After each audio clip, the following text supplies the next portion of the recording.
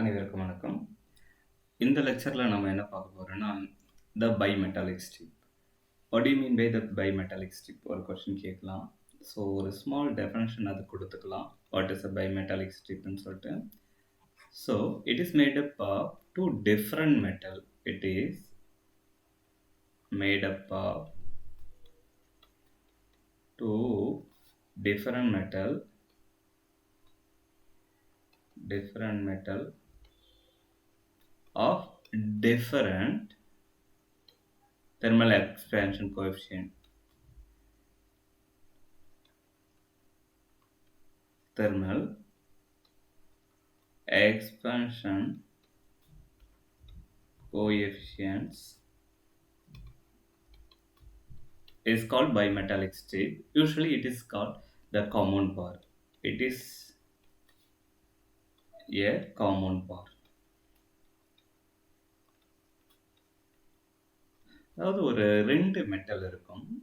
அந்த 2 மெட்டலையும் இப்படி க்ளூ பண்ணி வச்சிருப்பாங்க. இல்லைனா மெல்ட் பண்ணி, இல்லைனா சம்ஹவ் இதை என்னென்னா பேஸ்ட் பண்ணி வச்சிருப்பாங்க. அது என்ன ஆகும்னா, it's having two different coefficient. மேலே இருக்கிறத ஒரு தெர்மல் எக்ஸ்பான்ஷன் கோஎஃபிஷியன்ட் இருக்கும், கீழே இருக்கிறத ஒரு தெர்மல் எக்ஸ்பான்ஷன் கோஎஃபிஷியன்ட் இருக்கும். இந்த மாதிரி ஒரு செட்டப் தான் பைமெட்டாலிக் ஸ்ட்ரிப்னு சொல்கிறாங்க. ஸோ அப்படின்னா இதனால் என்ன யூசஸ் இருக்கும்? தெர்மல் எக்ஸ்பான்ஷன் கோஎஃபிஷியன்ட் இருந்தால் அதை ஹீட் பண்ணும்போது என்ன நடக்கும் அப்படின்னு ஒரு கொஸ்டின் கேட்கலாம்.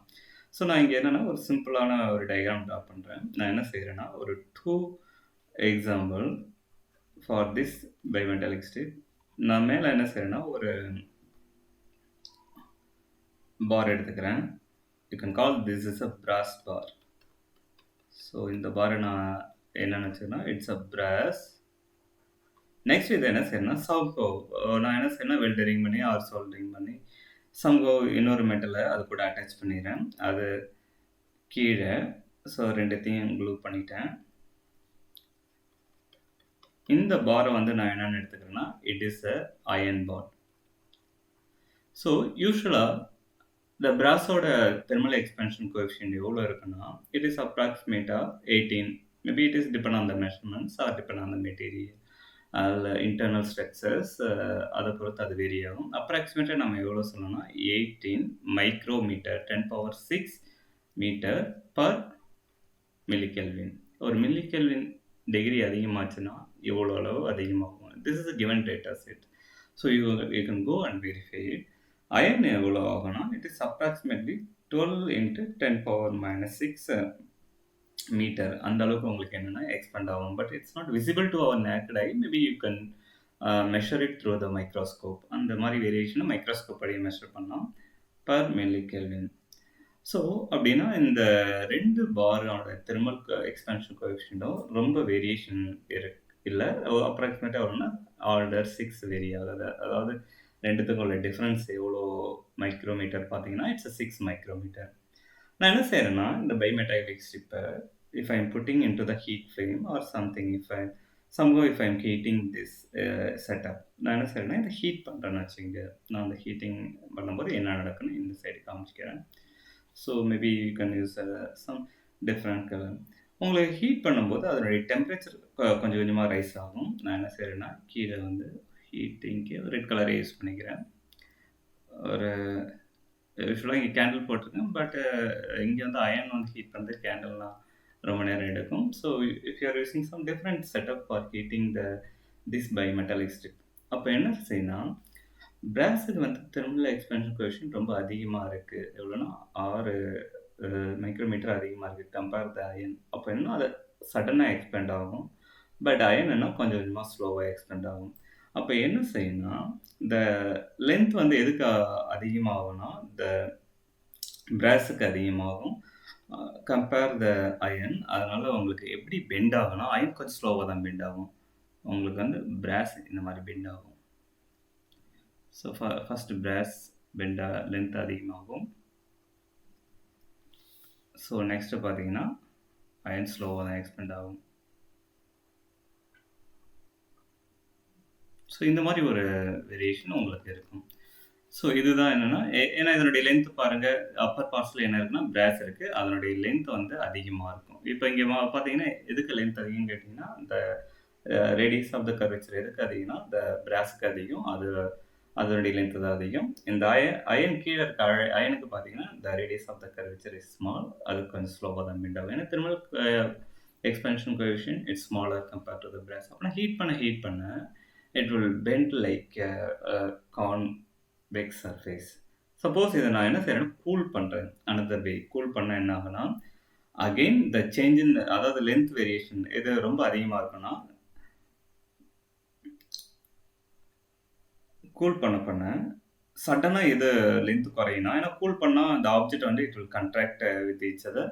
அந்த ஆப்ஜெக்ட்ட கூல் பண்ண இட் வில் கன்ட்ராக்ட். அப்போ வந்து உங்களுக்கு எது ரொம்ப லென்த் அதிகமா குறையும்னு பார்த்தீங்கன்னா, பிராஸ் குறையும். அப்பன்னா எது ரொம்ப லென்த் கொஞ்சம் கொஞ்சமா குறையும். அதாவது எது கொஞ்சம் கொஞ்சமா உங்களுக்கு என்னன்னா சுருங்கும்னு சொல்லலாம். ஆக்சுவலி எக்ஸ்பான்ஷனுக்கு ஆப்போசிட் என்ன கன்ட்ராக்ஷன்.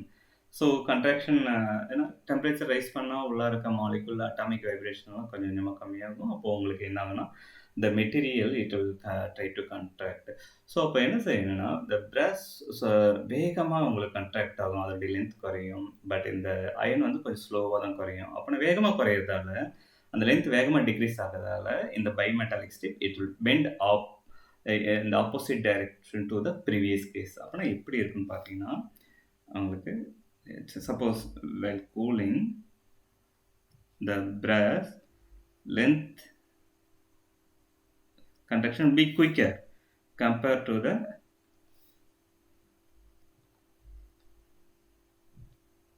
iron.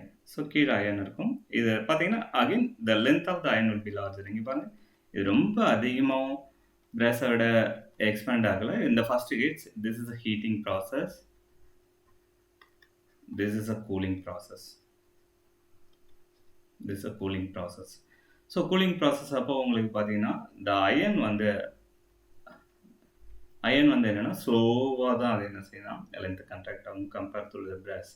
ஸோ அப்போ தானே இந்த பைமெட்டாலிக் ஸ்ட்ரிப் இந்த ப்ராப்பர்ட்டிஸ் எங்கெங்கெல்லாம் யூஸ் பண்ணாங்கன்னா நிறைய இடங்களில் யூஸ் பண்ணாங்க. அதுக்கு உங்களுக்கு புக்ஸில் நிறைய கொடுத்துருக்காங்க. எங்கெங்கன்னா the application of the bimetallic strip, electrical irons, fire alarms and thermostats and electrical ovens இங்கெல்லாம் யூஸ் பண்ணாங்க. நம்ம யூஸ்வலாக என்ன செய்யணும்னா அப்ளிக்கும் போது ஹீட்டர் போடுவோம். ஹீட்டர் போடும்போது என்ன ஆகும்னா ஆட்டோமேட்டிக்காக அது ஆஃப் ஆகிடும், திரும்ப பார்த்தீங்கன்னா ஆன் ஆகிடும். அதாவது ஹீட்டு குறையும் போது திரும்ப ஆட்டோமேட்டிக்காக அது ஆன் ஆகிடும். ஹீட் அதிகமாக வரும்போது உங்களுக்கு ஆட்டோமேட்டிக்காக குறைஞ்சிரும். அப்படின்னா அந்த தெர்மோஸ்டாட், அதாவது அந்த டெம்பரேச்சரை கான்ஸ்டண்ட்டாக மெஷர் பண்ணதை தெர்மோஸ்டாட்னு சொல்லுவோம். அந்த தெர்மோஸ்டாட்டை யூஸ் பண்ணதால் இது என்னன்னு சொல்லணும்னா இட்ஸ் கால்டு பைமெட்டாலிக் தெர்மோஸ்டாட்னு சொல்லுவோம். ஸோ அப்படின்னா அதனுடைய ஒரு 2 அப்ளிகேஷன் பார்க்கலாம் detail. The first application we are calling it's called bimetallic thermostats. அதனுடைய application maybe here you can put the one name applications. ஒன்று ஒன்றா பார்க்கலாம். அது எப்படி பைமெட்டாலிக் ஸ்ட்ரிப் வந்து பைமெட்டாலிக் தெர்மோஸ்டாட்ஸில் ஒர்க் ஆகுது, அதாவது நம்ம ஹீட்டரில் எப்படி ஒர்க் ஆகுது பார்க்கலாம். Bimetallic thermo start. ஸோ இங்கே என்ன செய்கிறேன்னா நம்ம டயக்ராம் ஃபர்ஸ்ட் ட்ரா பண்ணிக்கலாம். So you can just draw the diagram. நான் என்ன செய்கிறேன்னா ஒரு அயன் பாக்ஸ் மாதிரி செட்டப் இங்கே இருக்குது. இது உங்கள் புக்கில் கொடுத்துருக்க டயக்ராம். நான் என்ன செய்கிறேன்னா இங்கே வந்து ஒரு என்ங்கிற ஒரு கனெக்ஷன் இருக்குது, இங்கே வந்து எம்ங்கிற ஒரு கனெக்ஷன் இருக்குது. இந்த எம் வந்து somehow we are connecting through the conducting wire to the outside electrical circuit அப்படின்னு வச்சுக்கிங்க.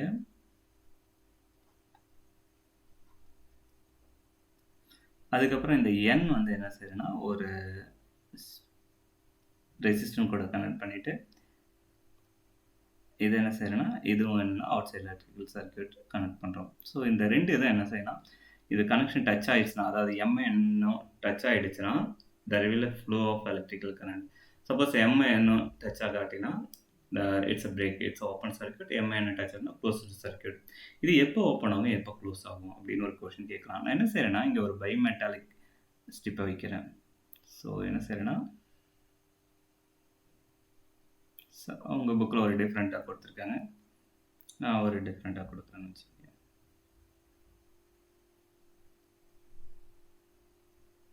ஸோ கீழே வந்து பிராஸ் இருக்கிறதா வச்சுங்க. ஏன்னா முன்னாடி நம்ம என்ன செய்யணும்னா பிராஸ் ரெட் கலரில் வரைஞ்சோம், மேலே அயன் இருக்கிறதா வச்சுங்க. இங்கே ஒரு பைமெட்டாலிக் தெர்மோஸ்டாட் இருக்குது.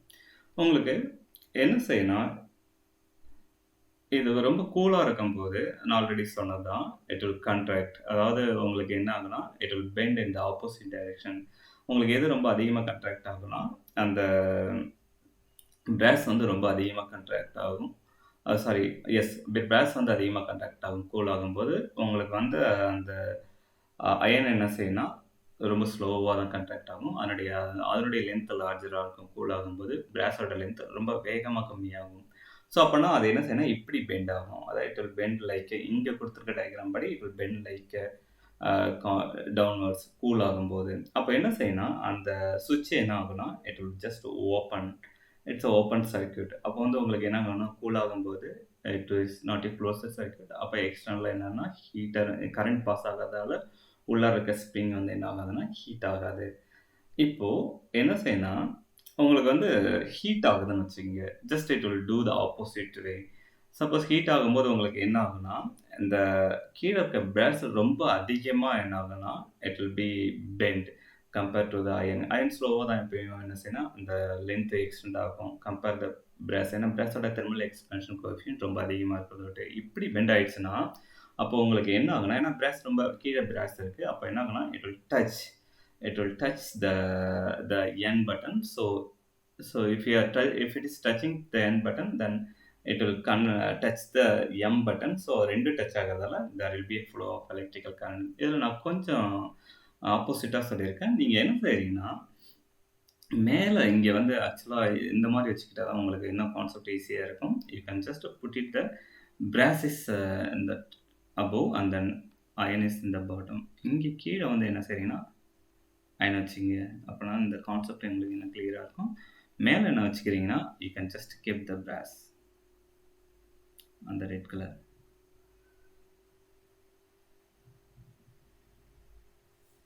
இப்போ உங்களுக்கு ஈஸியா இருக்கும்.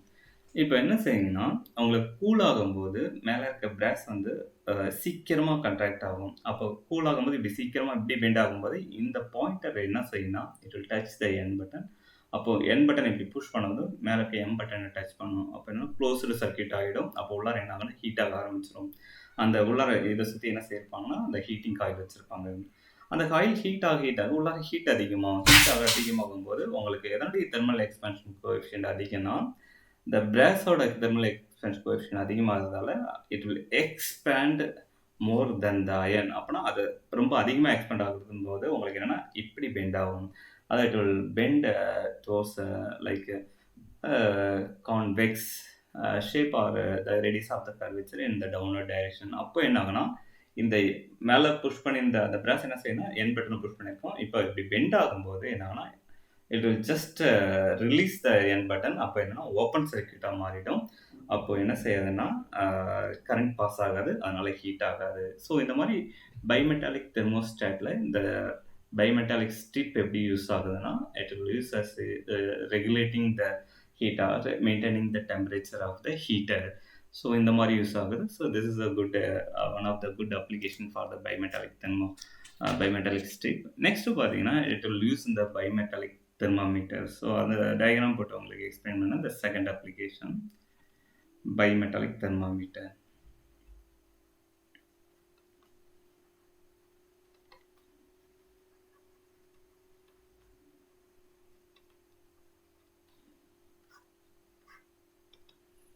This is called thermostat. So bimetallic thermometerல எப்படி யூஸ் ஆகுது அதையும் நம்ம பார்க்கலாம். So you can just first draw the diagram. நான் என்ன செய்யறேன்னா, ஒரு தெர்மோமீட்டர் டயக்ராம் மாதிரி இங்கே வரைஞ்சிக்கிறேன். So maybe it's not a good thermometer. இங்கே எதனா டிஜிட்டல் தெர்மோமீட்டர் கிடையாது. You are maybe calling the analogue thermometer. டிஜிட்டலாக உங்களுக்கு டிஜிட்டல் வெர்ஷன் இருக்கும். இங்கே என்ன செய்யணும்னா, ஒரு ரீடிங் ஸ்கேல் இருக்குது. இங்கே வந்து என்னென்னா 0 10 10 வச்சுங்க. எவ்வளோ டிகிரி செல்சியஸ்னா 100 டிகிரி செல்சியஸ் வரையும். ஸோ இங்கே வந்து 50 டிகிரி செல்சியஸ். நார்மலாக உங்களுடைய பாயிண்டர் எங்கே இருக்குன்னா, you can just choose a different colour pointer. என்னுடைய பாயிண்டர் இங்கே ஒரு 36 டிகிரி செல்சியஸ் காமிச்சிருக்குன்னு வச்சுங்க. இந்த பாயிண்டரோட மறுமுனை எதில் கனெக்ட் பண்ணியிருப்பாங்கன்னா, ஒரு பைமெட்டாலிக் ஸ்ட்ரிப் கூட கனெக்ட் பண்ணியிருப்பாங்க. அந்த பைமெட்டாலிக் ஸ்ட்ரிப் எப்படி இருக்குன்னா, just it's made up of two different metal. இந்த மாதிரி ஒரு காயில் கூட கனெக்ட் பண்ணியிருப்பாங்க. ஸோ இது வந்து மேலே இருக்க அந்த பிராஸ்ன்னு வச்சுங்க. கீழே வந்து என்னென்னா அயன். இதை ஒட்டியே இருக்கும். But I can draw accurately. So you can just carefully draw this one. இப்போ என்ன செய்யணும்னா, இந்த தெர்மாமீட்டர் கொண்டு போய் ஹீட்டிங் சென்சார், அதாவது அவுட் சைடில் வந்து பார்த்தீங்கன்னா, அந்த ஹீட்டிங் ஒயர் இருக்கும். அதை கொண்டு போய் டெம்பரேச்சர் இருக்கிற இடத்த வச்சுனா, it will transmit the heat to the bimetallic strip. அந்த bimetallic strip ஹீட் பண்ணும்போது உங்களுக்கு என்ன ஆகும்னா, அந்த உங்களுக்கு என்ன இருக்குன்னா, அந்த brass வந்து it will expand more quickly than the iron. அப்போ வந்து உங்களுக்கு என்ன ஆகும்னா, ரொம்ப எக்ஸ்பேண்ட் ஆகுறதால அந்த கீழே இருக்க அந்த பாயிண்டர், இங்கே கீழே உங்களுக்கு பாயிண்டர் எப்படின்னா இப்படி இருக்கும். இங்கே வந்து இது என்ன செய்யணும், இட் வில் புஷ். ஸோ அப்படி புஷ் பண்ணும்போது ஏன்னா எக்ஸ்பேண்ட் ஆக அந்த காயில் வந்து என்னென்னா இப்படி புஷ் பண்ணும். அப்புறம் it will show the right temperature. அப்படி சப்போஸ் அந்த சென்சாரை ஹீட்டரை விட்டு வெளியில் எடுத்துட்டிங்கன்னா என்ன ஆகுனா, கூலாக இட் வில் கண்டாக்ட். எதுனா பிராஸ் ரொம்ப குயிக்காக கண்டாக்ட் ஆகும். அப்போனா அந்த சர்க்கிள் என்னென்னா it will turn this pointer to the left direction. It will show the room temperature of the room. So it's approximately 36 degrees Celsius. அப்போனா the bimetallic strip எங்கே use ஆகுனா, it will use to measure the temperature of the environment or the temperature of the any circuit. So இந்த மாதிரி இடங்கள்லாம் bimetallic strip use பண்ணுறாங்க. யூஸ்வலாக இந்த bimetallic strip thermometer advantage என்னன்னா, they are simple, robust and inexpensive. That is one of the advantage. So you can see the advantage, அதாவது bimetallic thermometer advantage. So you can say it is inexpensive. That is the most important. ஏன்னா நம்ம யூஸ்வலாக வீட்டுக்கு ஏதாவது பொருள் வாங்கணும்னா ரொம்ப less ப்ரைஸில் பார்ப்போம். So we can choose this one is inexpensive one. இதனுடைய அக்யூரேசி ரேஞ்ச் எவ்வளோ இருக்குன்னா, இட்ஸ் 2% to 5%. இந்த அளவுக்கு அக்யூரேசி காட்டும். அதாவது it maybe suppose it is 100 degree Celsius காட்டுது மெஷர் பண்ணிங்கன்னு வச்சிங்கன்னா, maybe it will B error எவ்வளோ இருக்குன்னா 98 டிகிரியாக இருக்கலாம் ஆக்சுவல் டெம்பரேச்சர். இல்லைனா 100. உங்களுக்கு ஆக்சுவல் டெம்பரேச்சர் 100னா இந்த தெர்மாமீட்டர் எவ்வளோ காட்டலாம்னா ஒரு 2% கம்மியாக காட்டலாம். எவ்வளோனா 98 காட்டலாம். இல்லைனா 102 எக்ஸஸாக காட்டலாம். அப்படி இல்லைனா 5%. ஸோ அந்த அளவுக்கு அக்யூரஸியாக நம்ம தெரிஞ்சுக்கலாம். மேபி நம்ம எக்ஸ்பெரிமெண்டலாக இதை யூஸ் பண்ண முடியாது. Maybe we can use it for the normal day to day life அப்ளிகேஷன்ஸ்க்கு இந்த பயோமெட்டாலிக் தெர்மோமீட்டர் யூஸ் பண்ணலாம். இதனுடைய லிமிடேஷன்ஸ் என்னன்னு பார்த்தீங்கன்னா, we can't use this bimetallic strip to measure the high temperature like above 400 degrees Celsius or 500 degrees Celsius. We can't rely this bimetallic strip temperature. அதனுடைய error என்னன்னா, it will be large. Next இதனுடைய main disadvantage என்னன்னா, bimetallic ஸ்ட்ரிப்பை கண்டினியூஸாக use பண்ணுறதால it will get damage or it will என்ன சொல்கிறேன்னா, its bimetallic strip is permanently deformed. அதனுடைய property என்னன்னா, it will be change. ஏன்னா ரெண்டு metal, 2 different metal. We can't maintain its ideal environment எப்போவுமே. அப்போ என்ன ஆகுனா, உள்ளார பெண்டாகி திரும்ப பெண்டாகி அது வரதால அடிக்கடி ஃப்ரீக்வெண்ட்டாக யூஸ் பண்ணும்போது உங்களுக்கு என்ன ஆகுன்னா, அதனுடைய எரர் வேல்யூ ரொம்ப அதிகமாகிடும்.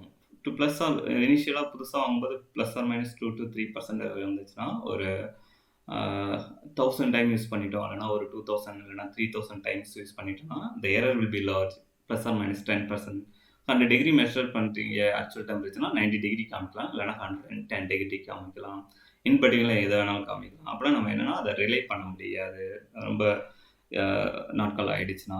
So this is a 2 important application of the bimetallic thermometer. Next பார்த்தீங்கன்னா, the bimetallic strip எங்கே யூஸ் பண்ணாங்கன்னா, it will be used in the fire alarms. So the third important applications, fire alarms.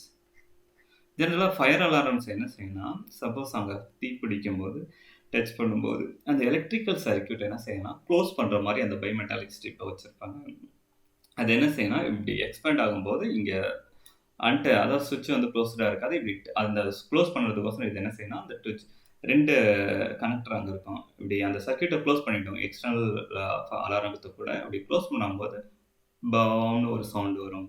So அப்படி sound வரும்போது ஃபேக்ட்ரியில் எல்லோரும் என்ன செஞ்சிடும், ஓடி வந்துடுவாங்க. ஸோ அந்த மாதிரி ஃபயர் அலாரம்ஸ்லாம் இது யூஸ் பண்ணுறாங்க. ஈவன் பைமெட்டாலிக் ஸ்ட்ரிப்பை சென்சாராகவும் யூஸ் பண்ணுறாங்க. ஸோ இதுதான் நான் இந்த கிளாஸில் நான் உங்களுக்கு கன்வே பண்ண வந்தது. Okay, thank you all.